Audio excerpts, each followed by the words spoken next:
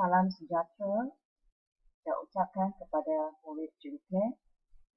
Untuk hari ini kita akan cerita tentang perubahan keadaan jiring untuk bahagian 1. Jiring boleh ubah daripada satu keadaan kepada keadaan yang lain apabila terdapat perubahan suhu, iaitu apabila dipanaskan atau disejukkan. Perubahan keadaan jiring dari segi pergerakan zarah adalah disebabkan oleh penyerapan haba dan pembebasan haba berdasarkan teori kinetik jiring. Semasa perubahan keadaan jiring, tenaga haba yang dibekalkan kepada jiring akan ditukar kepada tenaga kinetik yang mempercepatkan pergerakan zarah-zarah jiring, seperti yang kita perhatikan dalam rajah di bawah. Ini adalah pekerja apabila dipanaskan, tenaga haba dibekalkan kepada pekerja. Kita perhatikan pergerakan zarah-zarah jiring adalah semakin cepat. Dan apabila disejukkan pula, haba dibebaskan, pergerakan zarah dalam jiring adalah semakin perlahan.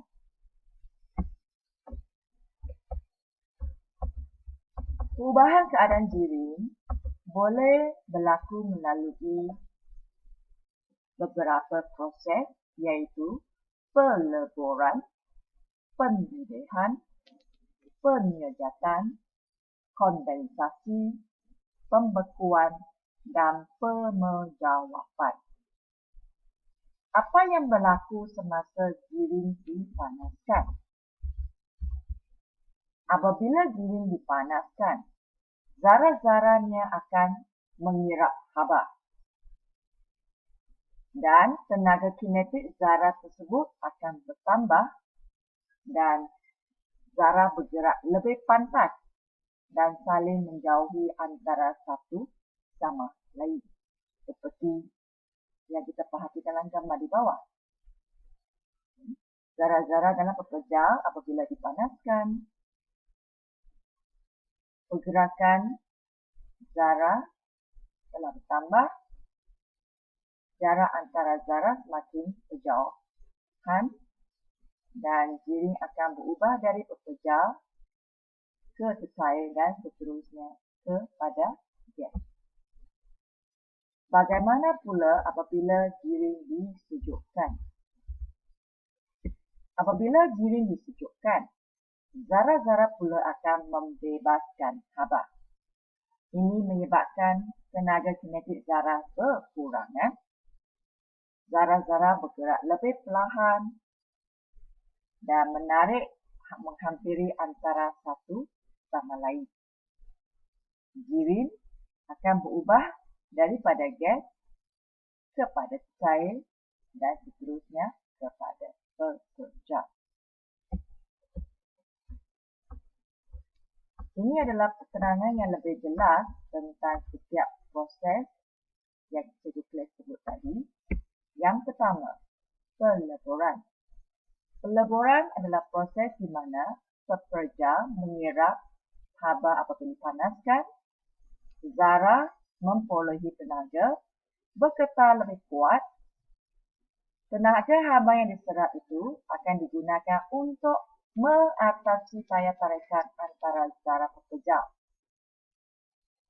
Zarah pekerja ini bergerak bebas apabila suhu meningkat sehingga ke takat lebur.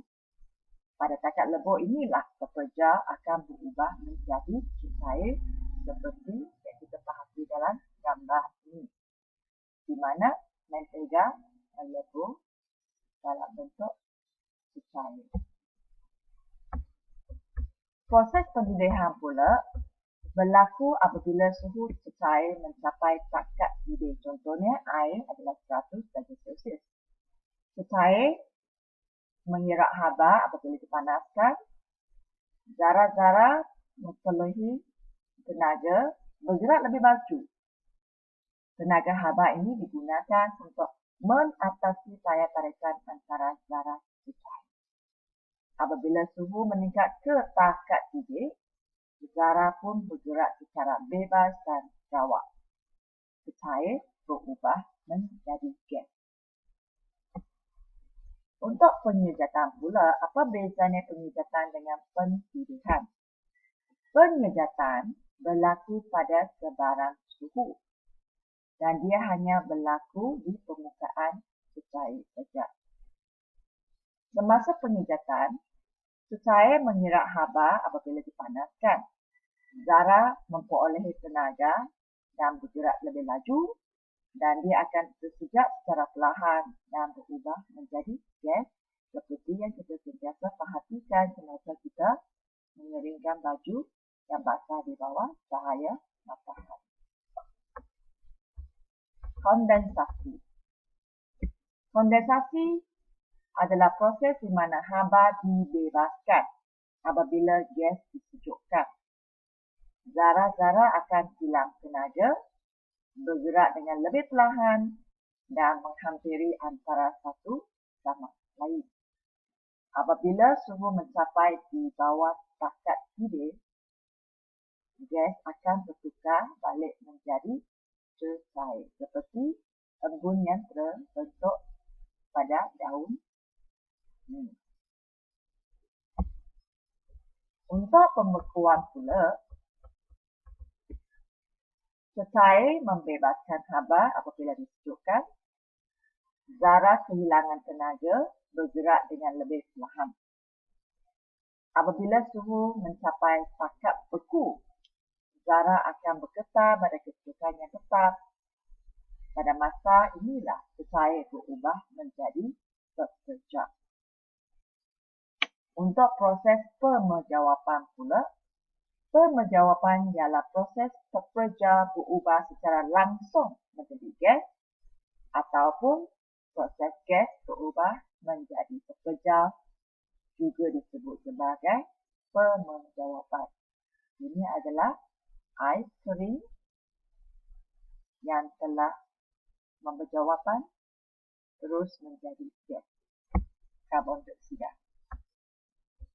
Untuk hari ini, murid perlu cuba 3 permainan walk ini dan dengan maklumat yang murid dapat daripada permainan ketiga ini, murid perlu menjalankan satu tugasan di mana murid kena cari maklumat berkaitan dengan contoh perubahan keadaan giring dalam kehidupan harian kita yang melibatkan sama ada penyerapan dan pembebasan haba.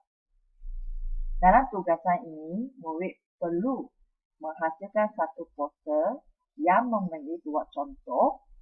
Contoh A melibatkan proses penyerapan haba iaitu peleburan, pemilihan, penyejatan ataupun pemejawapan. Manakala satu contoh lagi B adalah proses yang melibatkan pembebasan haba, pembekuan, kondensasi, pemejawapan. Dalam poster anda, murid kena jelaskan contoh yang dipilih, proses yang berlaku dalam contoh tersebut berdasarkan teori kinetik giring dan perubahan keadaan giring yang berlaku dalam contoh tersebut. Murid boleh menonton video ini dan juga lagu ini untuk memahami tentang tajuk ini.